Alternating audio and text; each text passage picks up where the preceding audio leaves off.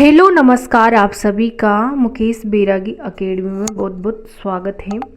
आज का टॉपिक है अपना ल्यूसेंट की बुक से इंडियन पॉलिटी सीरीज पढ़ रहे थे, उसमें आज का टॉपिक है केंद्र शासित प्रदेश। ये बहुत ही अच्छी बुक है, ल्यूसेंट सामान्य ज्ञान की बुक है। इसके अनुसार देखते हैं केंद्र शासित प्रदेश। ये 17वां संस्करण है 2024 का।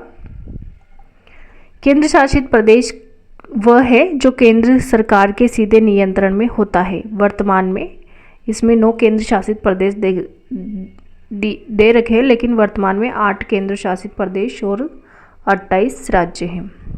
8 केंद्र शासित प्रदेश है, भी इसमें 9 दे रखे हैं। ये 2019 से पहले के दे रखे हैं। अभी 8 केंद्र शासित प्रदेश हैं। ब्रिटिश शासनकाल में 1874 ईस्वी में कुछ अनुसूचित जिले बनाए गए। बाद में इसे मुख्य आयुक्त क्षेत्र के नाम से जाना जाने लगा। स्वतंत्रता के बाद इन्हें भाग ग राज्यों तथा घ प्रदेशों की श्रेणी में रखा गया। 1956 में सातवें संविधान संशोधन अधिनियम व राज्य पुनर्गठन अधिनियम के तहत इन्हें केंद्र शासित प्रदेशों के रूप में गठित किया गया।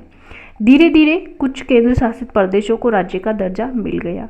हिमाचल प्रदेश, मणिपुर, त्रिपुरा, मिजोरम, अरुणाचल प्रदेश एवं गोवा शुरुआत में केंद्र शासित प्रदेश थे, लेकिन अब ये सभी पूर्ण राज्य हैं। यहाँ पे केंद्र शासित प्रदेश से संबंधित टेबल दी गई है, उसे देखते हैं कि किसका गठन कब हुआ था। तो अंडमान व निकोबार द्वीप समूह का गठन 1956 में हुआ था। दिल्ली का 1956 में, लक्षद्वीप का भी 1956 ईस्वी में, दादर व नागर हवेली का 1961 में, और दमन व दीव का 1962 में, पुडुचेरी का 1966 में, चंडीगढ़ का 1966 में, और जम्मू एवं कश्मीर का 2019 में, और लद्दाख का दोनों का 2019। पुडुचेरी का 1966 में, चंडीगढ़ का 1966 में, और जम्मू एवं कश्मीर का 2019 में, लद्दाख का भी 2019 में। नोट है 1950 में संविधान में राज्यों एवं संघीय क्षेत्रों को 4 वर्गों में वर्गीकृत की गई थी। भाग ए, भाग बी और भाग सी के अंतर्गत राज्य तथा भाग डी के अंतर्गत संघीय क्षेत्र रखा गया था। 1950 ईस्वी में संविधान 1950 ईस्वी में है ना 1950 ईस्वी में संविधान में राज्यों एवं संघीय क्षेत्रों को 4 वर्गों में वर्गीकृत किया गया था। भाग ए, भाग बी और भाग सी के अंतर्गत राज्य तथा भाग डी के अंतर्गत संघीय क्षेत्र थे। जम्मू एवं कश्मीर पुनर्गठन विधेयक 2019 के तहत पूर्व जम्मू एवं कश्मीर राज्य को 2 अलग संघीय क्षेत्रों में विभक्त कर दिया गया था। जम्मू एवं कश्मीरक्त संघीय क्षेत्र तथा लद्दाख संघीय क्षेत्र। संसद में भारत सरकार ने इन 2 संघीय क्षेत्रों के सृजन के निम्न कारण स्पष्ट किए थे। स्पष्ट है, जम्मू एवं कश्मीर राज्य का लद्दाख संभाग विशाल क्षेत्रफल किंतु विरल जनसंख्या एवं कठिन भूपटल वाला इलाका है। लद्दाख के लोगों की पुरानी मांग थी कि उसे संघीय क्षेत्र का दर्जा दिया जाए, जिससे कि वे अपनी आकांक्षाओं की पूर्ति कर सके। लद्दाख संघीय क्षेत्र में कोई विधायिका नहीं होगी।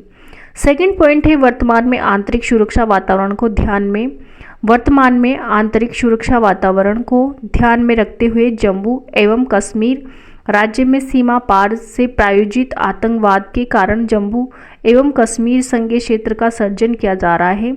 जम्मू एवं कश्मीर संघीय क्षेत्रों की विधायिका होगी। अगला है केंद्र शासित प्रदेशों का प्रशासन। केंद्र शासित प्रदेशों के प्रशासन की बात करें तो संविधान के भाग 8 के अंतर्गत अनुच्छेद 239 से 241 में केंद्र शासित प्रदेशों के संबंध में उपबंध है। यद्यपि सभी केंद्र शासित प्रदेश एक ही श्रेणी के हैं, लेकिन उनकी प्रशासनिक पद्धति में समानता नहीं है। प्रत्येक केंद्र शासित प्रदेश का प्रशासन राष्ट्रपति द्वारा संचालित होता है, जो एक प्रशासक के माध्यम से किया जाता है। केंद्र शासित प्रदेश का प्रशासक राष्ट्रपति का एजेंट या अभिकर्ता होता है, न कि राज्यपाल की तरह राज्य प्रमुख। राष्ट्रपति प्रशासक को पदनाम दे सकता है। वर्तमान में यह पदनाम उपराज्यपाल अथवा मुख्य आयुक्त अथवा प्रशासक हो सकता है। राष्ट्रपति किसी राज्य के राज्यपाल को राज्य से सटे केंद्र शासित प्रदेशों का प्रशासक नियुक्त कर सकता है। इस हैसियत में राज्यपाल अपनी मंत्री बिना स्वतंत्र रूप से कार्य करता है। राष्ट्रपति किसी राज्य के राज्यपाल को राज्य से सटे केंद्र शासित प्रदेशों का प्रशासक नियुक्त कर सकता है। इस हैसियत में राज्यपाल अपनी मंत्री परिषद के बिना स्वतंत्र रूप से कार्य करता है। अगला है केंद्र शासित प्रदेश और कार्यपालिका से संबंधित इसमें टेबल दी गई है, जो देखते हैं। यानी कि केंद्र शासित प्रदेश से अंडमान निकोबार द्वीप समूह, यहाँ की कार्यपालिका में उपराज्यपाल है, विधायिका नील है और न्यायपालिका में कलकत्ता उच्च न्यायालय के अधीन है। चंडीगढ़ में है प्रशासक कार्यपालिका प्रशासक होता है और नगर न्यायपालिका पंजाब व हरियाणा उच्च न्यायालय के अधीन है। दादर व नगर हवेली में कार्यपालिका से संबंधित है प्रशासक और बम्बई उच्च न्यायालय के अधीन है, न्यायपालिका बम्बई उच्च न्यायालय के अधीन है। चौथा है दमन व दीव में कार्यपालिका प्रशासक है और न्यायपालिका बम्बई उच्च न्यायालय के अधीन है। दिल्ली की बात करें तो दिल्ली में कार्यपालिका उपराज्यपाल है, मुख्यमंत्री है और मंत्री परिषद है। विधायिका की बात करें तो विधानसभा है, 76 सदस्य हैं विधानसभा में और न्यायपालिका अलग उच्च न्यायालय है दिल्ली का। लक्षद्वीप की बात करें तो लक्षद्वीप में है ना कार्यपालिका से संबंधित प्रशासक है और विधायिका नील है नहीं है। न्यायपालिका केरल उच्च न्यायालय के अधीन है। लक्षद्वीप की न्यायपालिका केरल उच्च न्यायालय के अधीन है। पुडुचेरी में है ना उपराज्यपाल है, मुख्यमंत्री है और मंत्री परिषद है। विधायिका विधानसभा है जिसमें 30 सदस्य हैं। लक्षद्वीप में है ना कार्यपालिका प्रशासक है और विधायिका नहीं है। केरल उच्च न्यायालय के अधीन है न्यायपालिका। पुडुचेरी की बात करें तो पुडुचेरी में उपराज्यपाल है, मुख्यमंत्री है, मंत्री परिषद है और पुडुचेरी में है ना विधानसभा है जिसमें 30 सदस्य हैं और ये पुडुचेरी में न्यायपालिका मद्रास उच्च न्यायालय के अधीन है। लद्दाख की बात करें तो लद्दाख में है ना उपराज्यपाल है और विधायिका नहीं है और जम्मू कश्मीर व उच्च न्यायालय के अधीन है। न्यायपालिका है ना लद्दाख की जम्मू कश्मीर उच्च न्यायालय के अधीन है।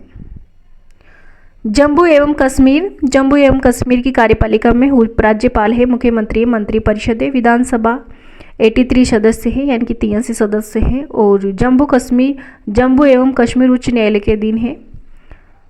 न्यायपालिका जम्मू एवं कश्मीर उच्च न्यायालय के अधीन है जम्मू कश्मीर की। केंद्र शासित प्रदेश पुडुचेरी में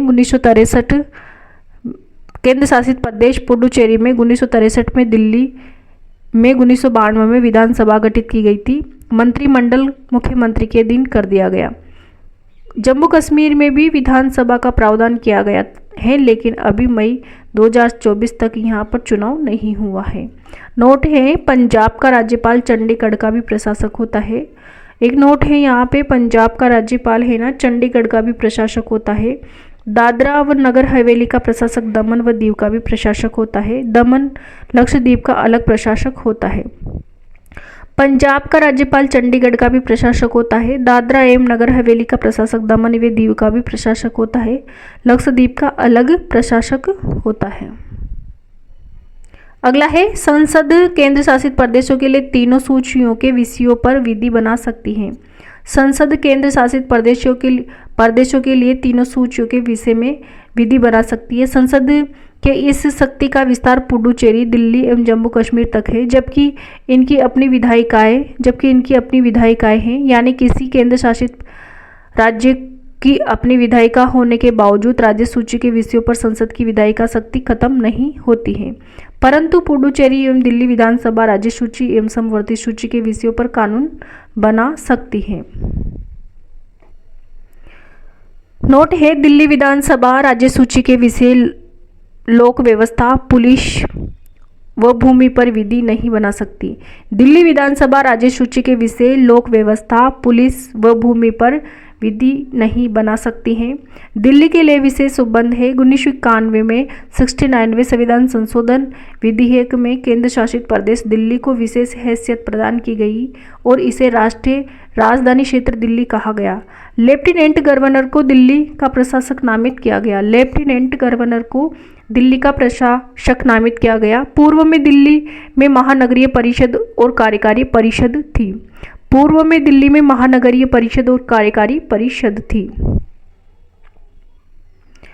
तो ये था आज का टॉपिक, केंद्र शासित प्रदेश, जो लुसेंट की सामान्य ज्ञान की बुक के अनुसार है।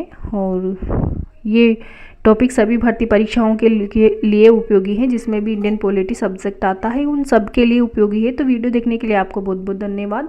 अगर आप चैनल में पहली बार आए हो तो चैनल को सब्सक्राइब कीजिए, ताकि इस प्रकार के एजुकेशन के वीडियोज़ में मिलते रहे। और वीडियो को पसंद आए तो लाइक करें, शेयर करें एंड कमेंट बॉक्स में कमेंट करें। Thank you.